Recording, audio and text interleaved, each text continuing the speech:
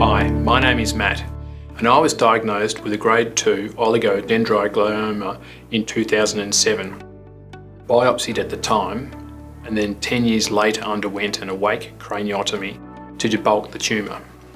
And I'm Margaret, and I was diagnosed with astrocytoma in 2017. For me, this is my second and unrelated cancer experience after being diagnosed with breast cancer in 2011. Margaret and I were part of a consumer group for this Brain Summit, and we are here to present a collective experience on what it feels like to be diagnosed with a brain cancer in Victoria. It's a great opportunity to be able to tell you directly what's working for us and what we think is important from a patient's perspective to improve. The challenging side of bringing together our consumer group experiences is the fact that we are all different. Our points of view, our options, our interactions.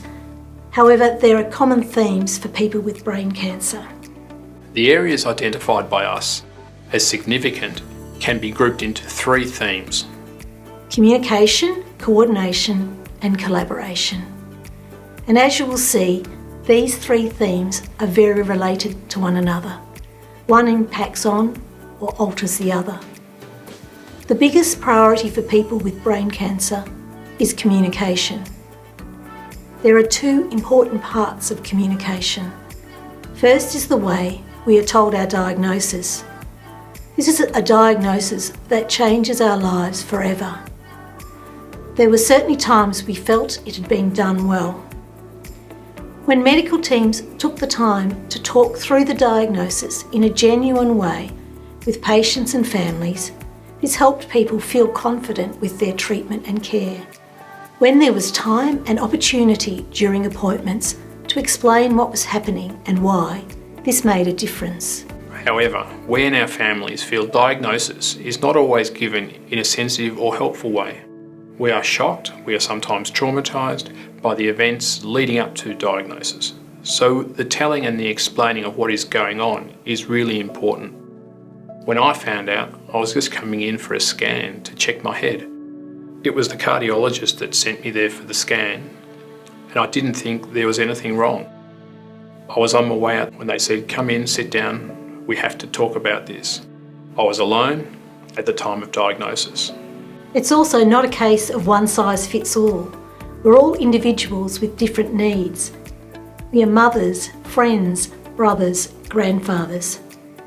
We need our diagnosis explained in a clear but kind way that leaves the door open for us, such as questions we might have or further discussion about our concerns. Some people don't want to have a huge amount of communication. They want to be told, this is what your tumour is and this is what your treatment is. Other people are like, tell me my prognosis, tell me the effects this tumour is going to have on me. So I feel that the communication is simplistic and leaving families very ill-prepared for what is to come. We think the important ideas to promote good communication are: allocate some time for this conversation, take time to find out how we like our information, make sure we have someone with us when you tell us our diagnosis, support conversation with written resources, question prompts, lists and diagrams. Give us another opportunity to hear information and ask questions. The second part of communication is the importance of communicating the plan. That is, the treatment plan. We felt the treatment was generally coordinated well, particularly at the beginning of the treatment during the surgery, radiotherapy and chemotherapy phase. Consumers generally found that provided there was a clear plan, it all went quite smoothly. The other thing that was clear was that individual neuro-oncology team members are very committed and supportive, often going above and beyond the care that we expected.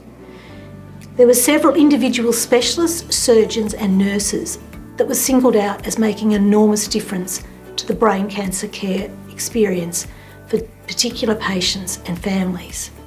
To summarise our recommendations: time, information, support, written resources, opportunity. Thank you for your time today.